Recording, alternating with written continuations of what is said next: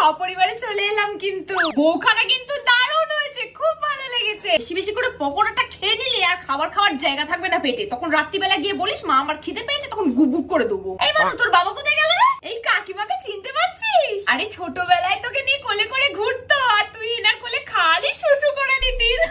এই বানু, তোর বাবা কোথায় গেল রে? হ্যাঁ, মান্তু অনেক বড় হয়ে গেছে, তো কি সারা জীবন ছোট থাকবে নাকি? যত বড় হচ্ছে তত বদমাইশ হচ্ছে, তো কোনো কথা শোনে না, পড়াশোনাও করে না, সারাদিন মোবাইলটাকে নিয়ে টিপি টিপি টিপি। না দিদি, এখনো অনেক ছোট, এখন কি বিয়ে দেবো। আরে তোর বাবা কোথায় গেল রে? ফিলাটা কিন্তু বেশ ভালো নিয়েছে বুঝলি। তুই শুধু ফুচকা খা, তুই ওদিক থেকে আমাকে কটা পকোড়া এনে দে তো। মাছের পকোড়াটা আনবি না, চিকেন পকোড়াটা নিয়ে। মাছেরটা যেন কিরকম গন্ধ, খেলে আমার আবার চোঁয়া ঢেকুর দেবে।